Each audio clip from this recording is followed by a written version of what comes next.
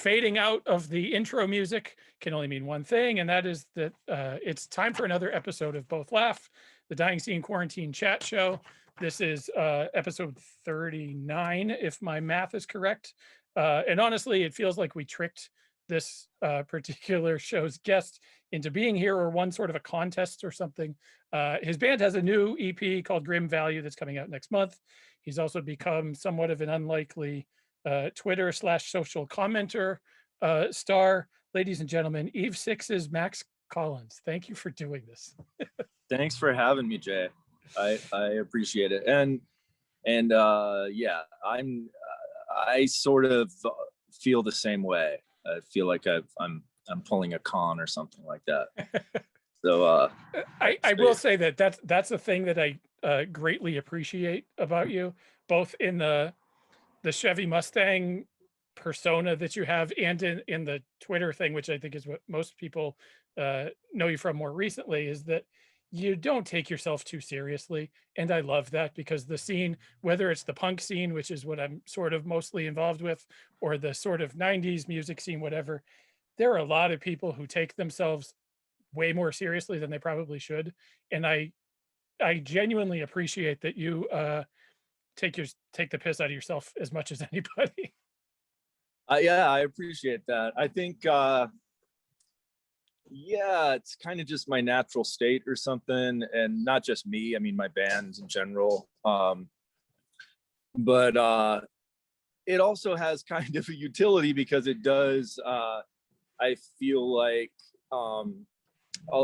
allow, or has allowed me to kind of touch some topics that maybe are serious, but because I have this background of knowing how absurd that is, it kind of gives me license. So it's this weird thing that I haven't completely figured out yet. But yeah, I don't take myself very seriously, and I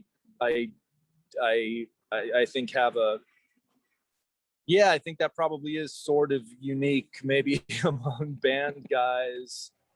At least amongst frontmen. Yeah. Right. Yeah. Frontmen. Yeah, for sure. Good point. Was that always the case? I mean, even coming up, because you guys started young, and sort of became relatively famous relatively young. Was that always the case in the sort of idea of not taking yourself too seriously like that, or is that a change as you got older? I think I mean, I guess we've always been sort of innately kind of goofballs, I guess. However, it's funny, because I do think when like the first Eve Six record came out and people realized that we were teenagers, and kind of accused us of being, in the music at least, being kind of self-serious. And I think I think lyrically what was happening was, yeah, we were listening and influenced by bands that, like, the whatever wave of emo it was that ended up hitting and kind of crossing over, that hadn't happened yet. But the records we were listening to were very much in that milieu, and as well as punk rock stuff, as well as radio rock stuff. We just weren't telling our friends about that part. But yeah, I mean, Jawbreaker, Dear You was the record that I probably listened to the most in high school while writing the songs that would end up being the first Eve Six record. And lyrically, I wasn't trying to do the whole like Descendants or Blink 182 thing in the songs. The songs were very lyrically kind of emo, TBH. Oh yeah, absolutely. Yeah, but I think the sort of the space that I have between myself or my identity or whatever and the band and the body of work and its different iterations, like comes from kind of having to cultivate that, because if you don't, I think you're kind of, after having success, that becomes like kind of problematic. I mean, I think, because with the success comes people telling you you're great, people telling you suck. If you live there, you're going to be kind of fucked up, I think. And because our band had, a very, the incline up was steep, and the the descent back down the other side of the mountain was precipitous. Like we've had to develop that, perspective on it, sort of see it all, see what's good about it all, what's really funny about it all, what's kind of tragic about it all, and just have it kind of neatly compartmentalized. Do you think that this sort of just popped into my head as you were talking, but I can see the definite overlap, especially lyrically, with, like you said, whatever wave of emo that was. And honestly, I could be asked to care about what the difference. Yeah, just like with ska, like whatever, yeah, whatever wave it is. But do you think that Eve 6 sort of got miscast or swept up maybe in a current that, like, for example, because I could see Eve 6 being a punk band, and I think if you listen to a lot of the albums, even the last full length, there are probably more sonic connections to a band like Alkaline Trio, for example, than to Matchbox 20 or whatever, like, sort of, because you kind of got swept into that rock radio, yeah, but that also, like, not adult contemporary, but whatever that sort of thing was. yeah. Do you think you sort of got miscast that way? And was that a label thing or a band thing, or just like starting too quickly? It's a great question. I think we definitely share more influences with a band like Alkaline Trio than we do with Matchbox 20 or Third Eye Blind or any of the bands that we got lumped in with because of the time and place and sonics of the record. I think also because we were so young when we made those records, so green, so inexperienced in the studio, all of that, we were we were doing what we did in the rehearsal space. Like, it's not like we went in with a producer and everything changed wildly, but the presentation of it, I think, may have been, may have led to us being like sort of misunderstood or whatever. Maybe is also the reason why the record was a hit. Who knows, but I do think as time's gone by, we've been more appropriately or accurately assessed by people who've sort of figured it out, because we were, we're only a couple years older really than our fan base, and so they know, I think they could hear the sort of some of those influences, whereas whatever Gen X music reviewers were writing about the record at the time didn't have a frame of reference for some of those other influences. And that's not to say, I'm not saying we came out with this like and made a punk record. We didn't. We did make a radio rock record. It was just, the combination of influences was stuff like Jawbreaker, a band called the Mises, which was one of our favorites from San Francisco, a whole lot of the Lookout Records stuff, but we were also teenagers listening to the radio, so it's like those worlds converged to make this, Eve Six sound the way I think we sounded, as well as a producer who had no idea what punk rock or emo was, making our record. Yeah. Well, I hadn't quite considered it in that context until somewhat recently. But I think in looking back, Eve Six was sort of realistically the biggest band that was my age, or the first band that was my age that sort of made it big. Like the punk thing that blew up in the early and mid 90s, you know, those guys. I mean, I guess Blink 182 is sort of at the younger end of that spectrum, but they're still 5, 6, 7 There's- years older Yeah, than they're me, I still think. quite a bit older. Yeah, we're not quite a bit, but you know, older enough, which I didn't even realize. I sort of assumed, I think, when that was all going on, that they were as young as we were. Yeah, it was weird. It was a weird time, and then to think back to, well, Christ, when I was 17 or 18, what I was listening to or what I was doing, and then you guys were writing what became a multi-platinum, correct? Did the self-titled record officially go multi-platinum back when that was a thing? No.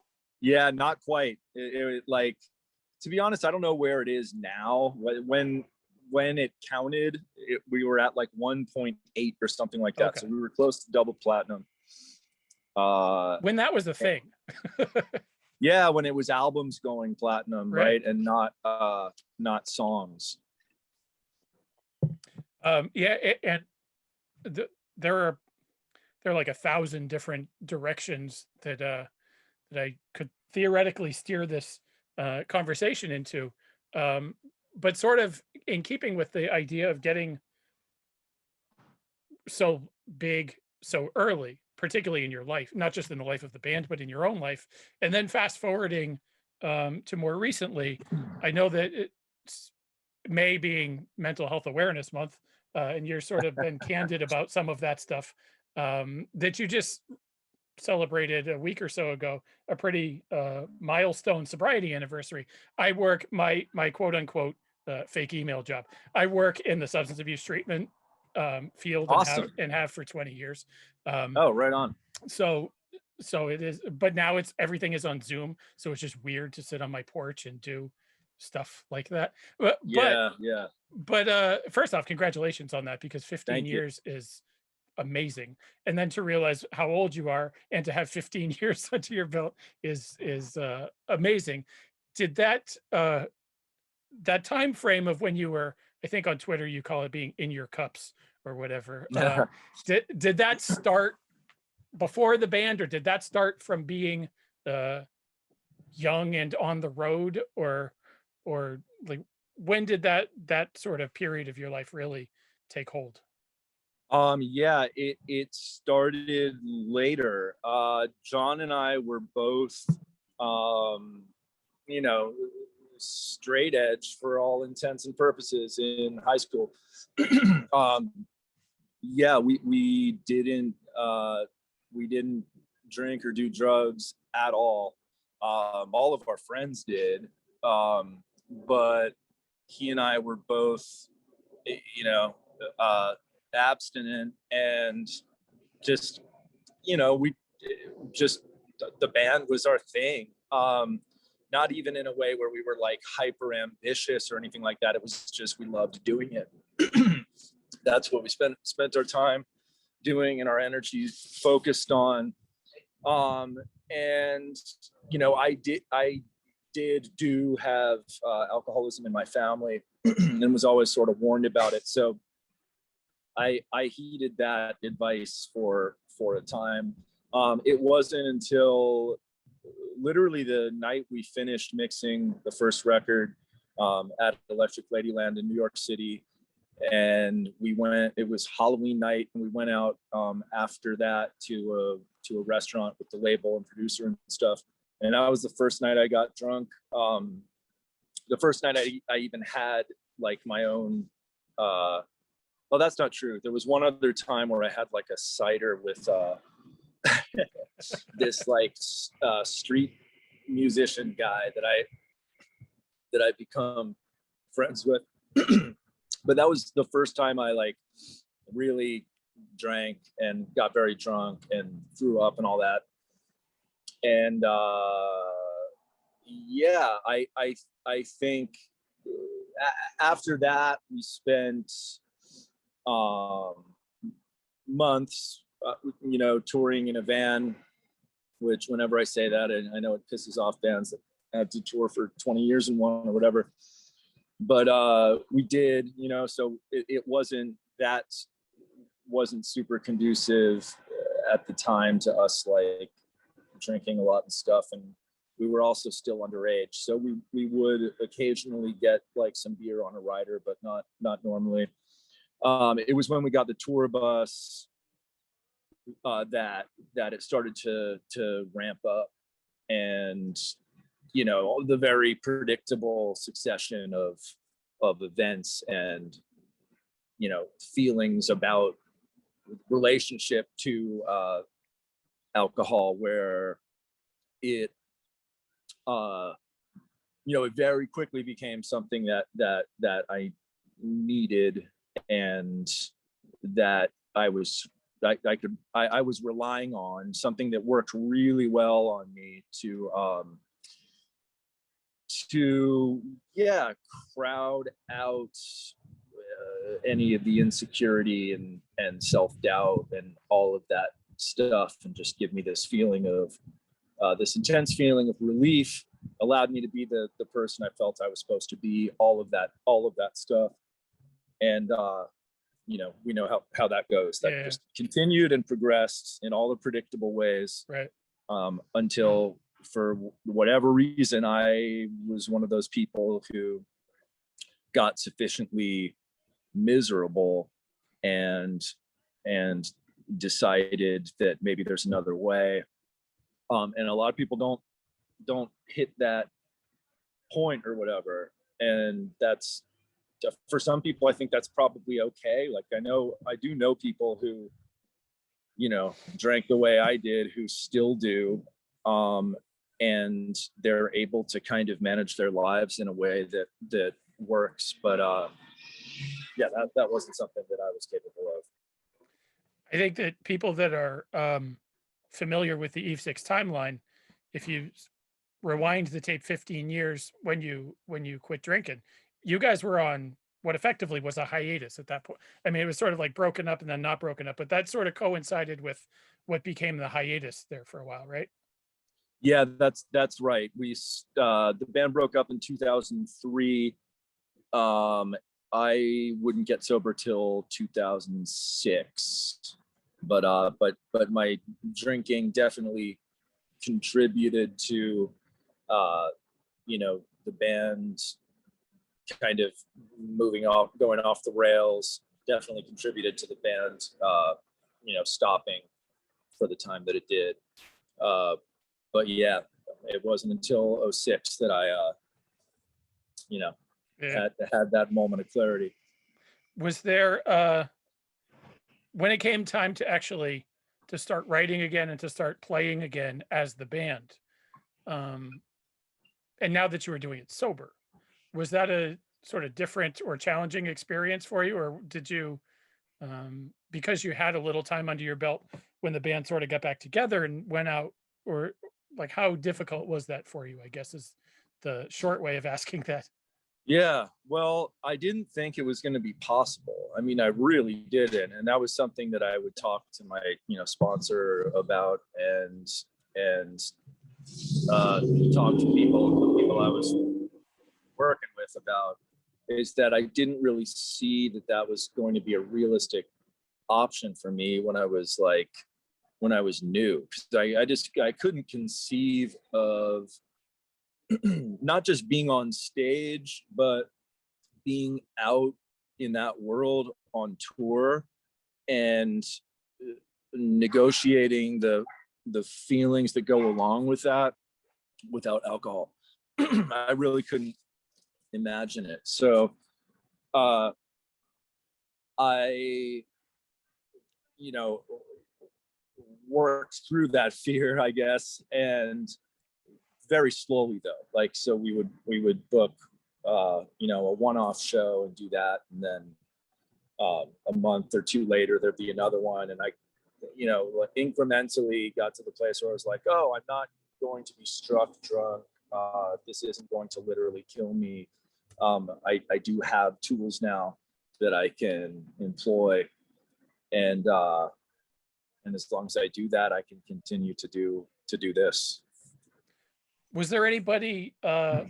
Was there any sort of a roadmap for you, for lack of a better word? Was there anybody that, whether they were in the scene or like scene adjacent or whatever, that sort of helped you realize that you could do it? I mean, it's one thing to have, obviously, to have a sponsor and to have a group of people that you trust, but not everybody is a touring musician, and not everybody understands that which goes along with being a touring musician.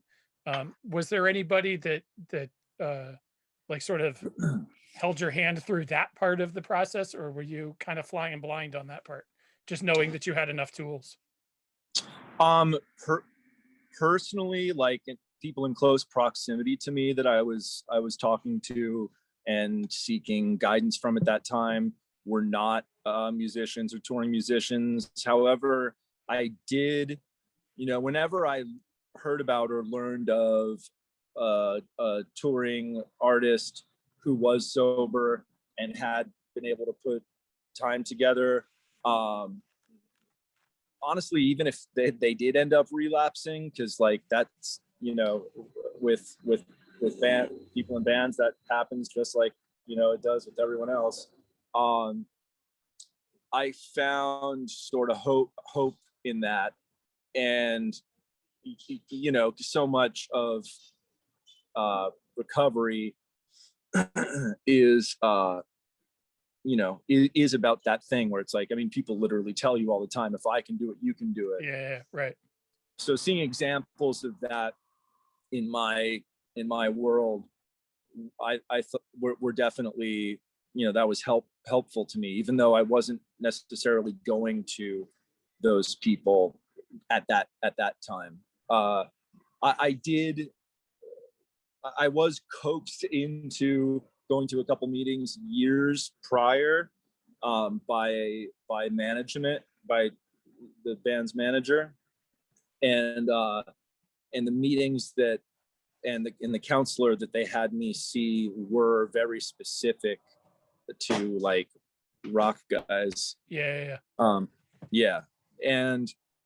But I wasn't ready at the time. And, but there were a couple guys, in bands who went out of their way to like, pick me up and take me to meetings and all that stuff. That's not when it happened for me. It happened later.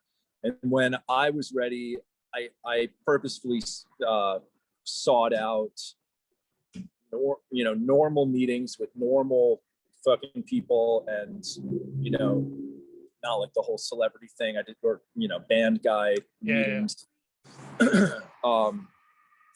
And I just felt more comfortable in that environment.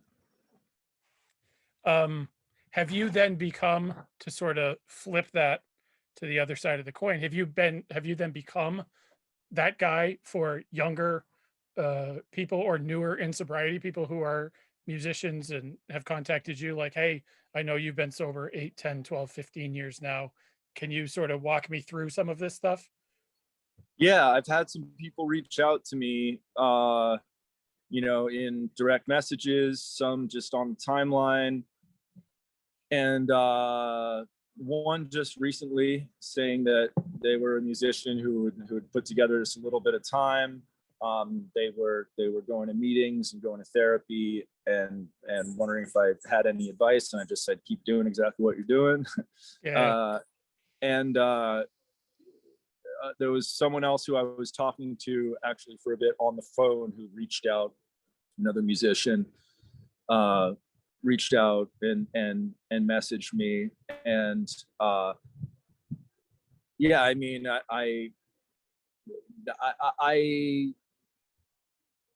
tell people to do, or offer them my experience to, tell them. I don't tell them what to do. I tell them what I did, rather, which is a pretty specific thing that worked for me. And so it's pretty simple. And I appreciate it when people reach out with stuff like that. Thank you for talking about that stuff. I know that it's maybe not the sort of conversations that I have with a lot of people.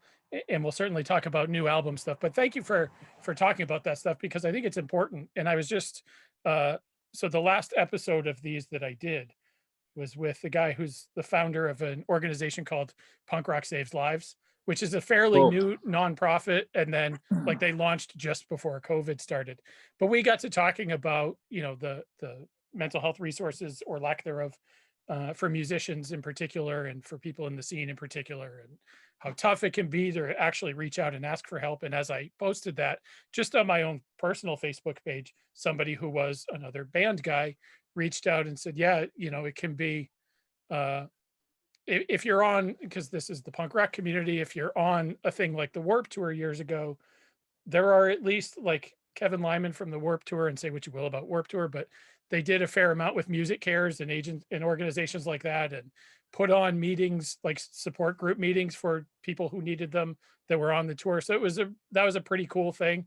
But this guy said, yeah, that can be, it's difficult when you're not on a thing like Warp Tour, when you're in the van with a bunch of other dudes and you're the sober one.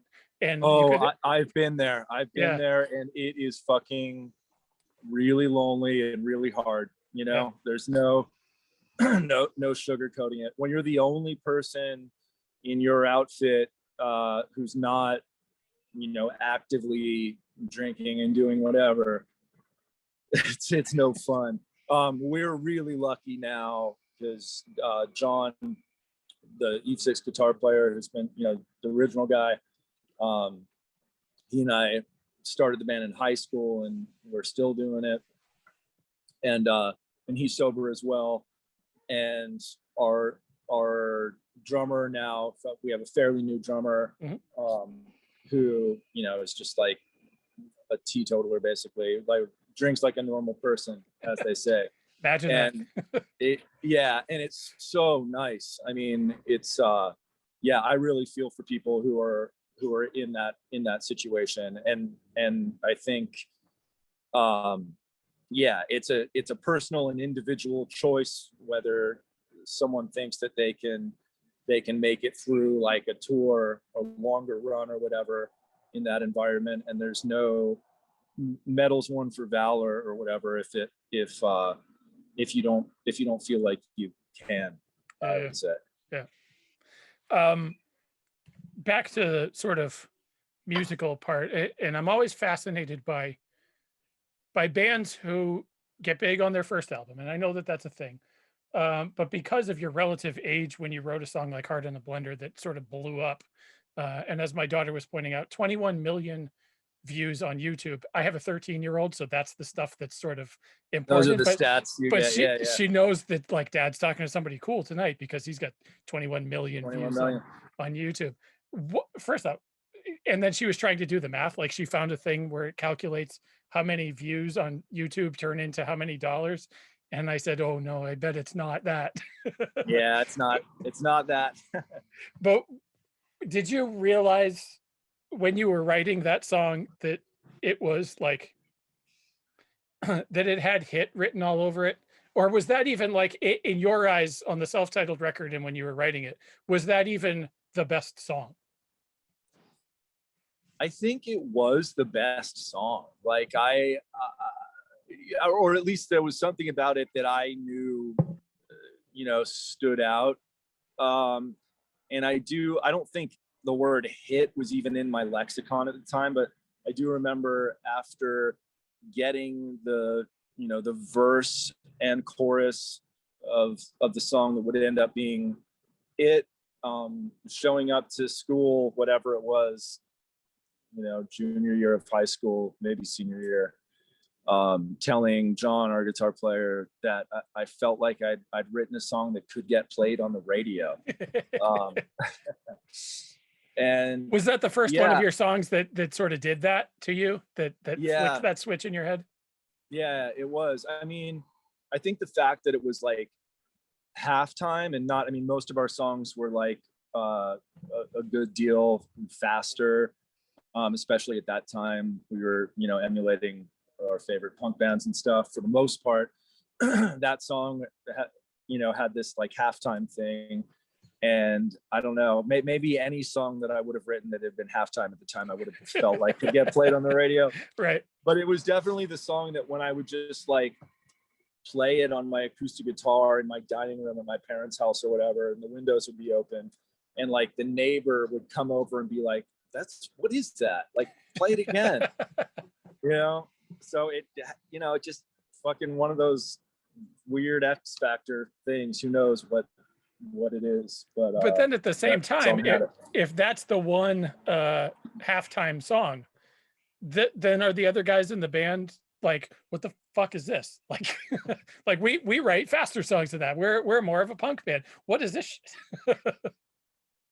Yeah, thankfully not. Right. Yeah. There was a song on record one that John, our guitar player, pushed back on hard. He was like, fuck this song's stupid. It sounds like fucking Bush. I hate it. And yeah, he lost that battle. Right. Because the producer liked it, and yeah. But it wasn't the Heart in a Blender song. At what point was it early on that everybody just called it the Heart in a Blender song? My mom always called it that. Like, oh, really? My mom called it that from like the moment that she heard it for the first time on, you know, forever. She always called it that. So, and I always thought it was funny. And yeah, I mean, I think that's maybe the most, you know, identifiable lyric in the song on a first pass. So I don't think that's the only time I heard it described that way, but I always found it funny. So when I did start the you know, doing my posting stuff, I referred to it as that, and people got a kick out of it. Are you sort of amazed at how that sort of took off? It was probably only been like 6 months or so now, but the real sort of hardcore shit posting, for lack of a better word. But are you sort of surprised by how almost overnightly that shit kind of blew up? I remember sitting at the dining room table back in December or whenever it was, and we had just sort of finished dinner, and I was scrolling through Twitter, which is what I do. So Yeah. to be able to do an interview where I could just like scroll through Twitter and read Luke O'Neill columns, because I know you guys know each other and he and I know each other a little peripherally. Cool. And then to get to call it research is pretty awesome. But yeah, I just like pissed my pants laughing so hard at some of like the early stuff. Did you realize at the time that it was going to blow up like that, or were you just kind of having fun? That was amazing. Thank you. No, I didn't at all. I mean, I think with some of those early tweets, I knew I was kind of on one. I thought they might do well for a fucking 90s band or whatever. A couple of them, I was like, oh, this is a good tweet. But no, I didn't expect them to go viral and all of that. And when they did, I figured, you know what, I'm just going to keep going. Like, I'm going to have some fun with this. Well, and it's become a thing. It's not just 90s band shit posting, although I appreciate every time anybody takes a dig at the Third Eye Blind guy, just because it's been 25 years. But then there's also been this sort of like progressive voice, which is frankly otherwise, I think, pretty lost, particularly amongst the quote unquote 90s rock community, if that's what we're lumping you into. Very few and far between are the more progressive realist voices. So when did that sort of become part of it too? A, because I'm glad it did, but B, I can also assume that it might bring with it a little trepidation to dip your toes in those waters. Yeah. Well, I think some of it has to do again with the fact that most of our contemporaries in the rock world are like literal boomers or Right. old Gen Xers. So I think maybe they can be on sort of a different wavelength. I don't know. I think my maybe not. I didn't necessarily articulate it to myself this way when I started doing the Twitter stuff, but it was like, the kind of criteria that I was working with was like, is it funny and or true? If so, do a quick, extrapolating of possible worst faith reads or whatever. Then I'd push it out. So kind of doing it as sort of an exercise in rigorous honesty. That's not to say that I was just only trying to be virtuous or something. Like, I think that's why it has an entertainment value at the same time, Right. So yeah, I don't know. Like you mentioned, Luke O'Neill. I've been following him for years on Twitter, reading his newsletter, Welcome to Hell World, for a long time. A lot of the people that I now interact with online are people that I've been following and reading for a long time. And so even though it might seem kind of, psychedelic or something to the reader, for me, it's just kind of where I've been at for the last few years. So I get that it seems, maybe kind of like a shock or something, but I think that again comes from us being lumped into categories that we don't really belong in anyway. Which sort of leads to two different questions. I'll start with saying that just like you, I've been a fan of Luke's for as long as I can remember now from his writing. And talk about feeling like I tricked somebody into talking to me. He and I, before I started this job, I was in between jobs for a couple of weeks for contract reasons. So I met him for lunch or coffee or something like that one day at a place in Harvard Square. And we talked and I interviewed him. It was right around the time that the first book was coming out. And I was like, why is Luke O'Neill, like, I sort of had this pedestalized thing, which he would kick my ass for, view of Luke O'Neill as this sort of progressive voice. And so it was amazing to be able to interact with him that way. But speaking of being sort of lumped in to a crew that you don't necessarily belong in, how early in the I would assume the album cycle for the self-titled record did that stuff sort of materialize? Did you end up playing on, like we were talking about the BCN River Rave before, with some bands maybe that you fit in with and some bands that are like, ugh. And were you getting asked to go on tours with, and I know a little bit of the history of the bigger bands that you've played with, but were you getting asked to go out on tours with some of the let's call it new metal or butt rock bands that kind of make you go, at this point, go, ugh? Yeah, I know it probably seems or maybe seemed at the time to people like we fit very squarely into this sort of specific iteration of alternative rock or something. But the truth is, like, we were always, when our first record came out, there was hardly any electric guitar on alternative radio. I think like Third Eye Blind would have been an outlier. Trying to think of other examples, but I mean, we were in that sort of weird phase where it was like a lot of that sort of like Lilith Fair or knockoff of that kind of vibe. A lot of the whatever wave of techno that was, Fatboy Slim and all that stuff. Oh, right. I kind of forgot about that whole genre. Yeah, alternative radio wasn't rock centric at all. And then when we put out our second record, which was very much a pop rock record, like Duran Duran influenced, musically and stuff, and melodic, and there were synths and all of that stuff. that was at the height of the new metal thing. So we were always kind of coming at it from the outside a little bit, and suffered the consequences of that big time, because we would end up on bills all the time that were just like a cosmic joke, for our band. Like, especially on record too, we like doing festivals with like Papa Roach, Kid Rock, Limp Bizkit. Literally, those would be the lineup. Yeah.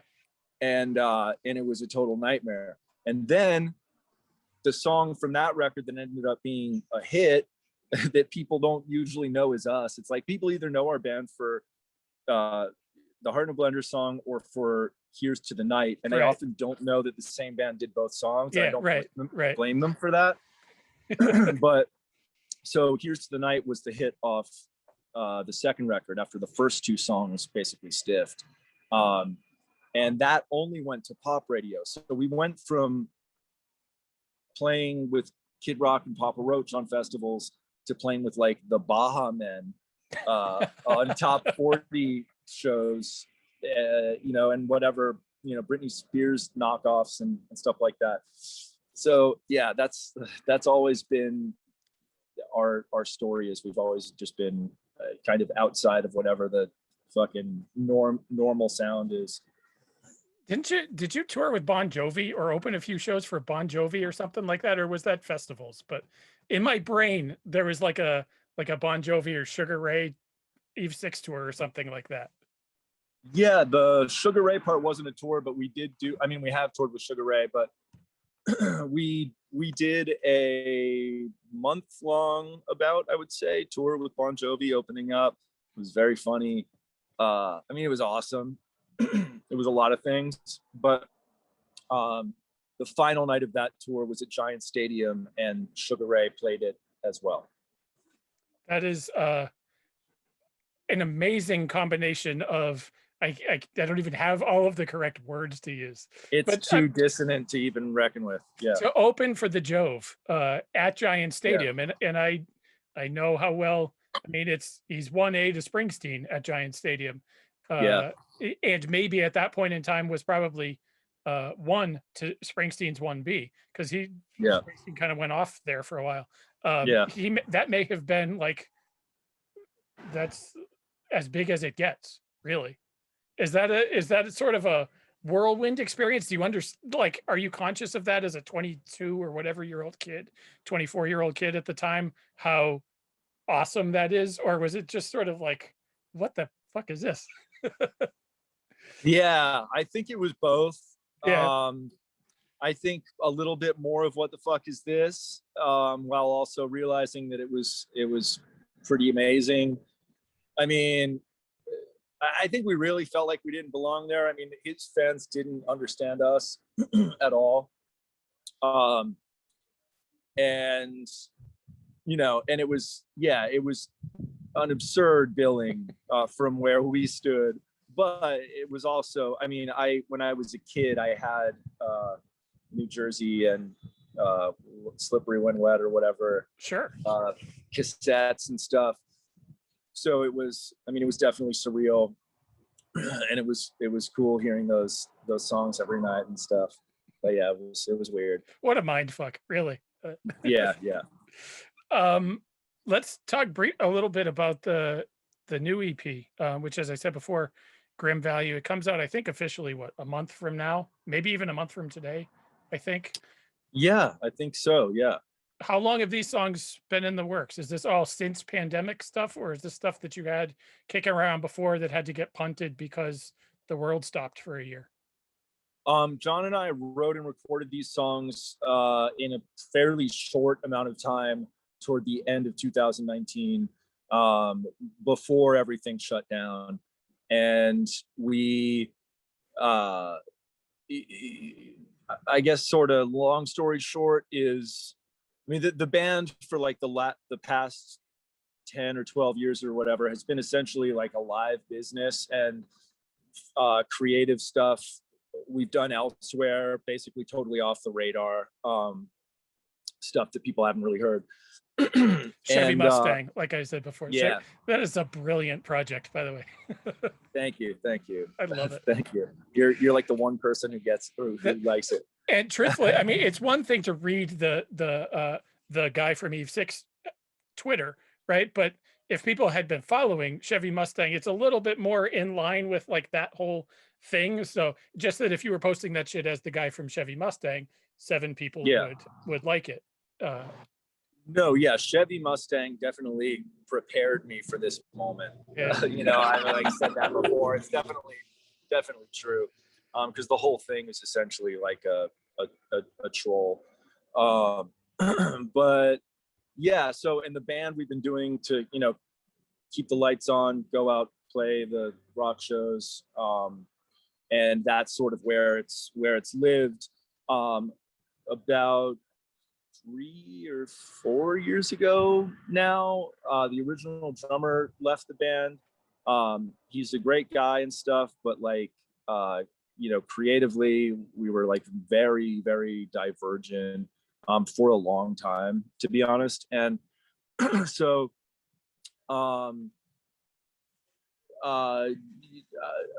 we had talked about, you know, why don't we get together, just you and I, and just see what happens, and got around to doing that. John and I got around to doing that in late 2019, and just our you know, we knew we wanted to make a kind of roots punk record that showed some of our influences that hadn't been shown before, and to keep it really unrefined and guitar bass drums, no frills, and that's what we did. And we did it real quick at John's studio, which is, you know, his apartment that he just recently moved out of in downtown LA.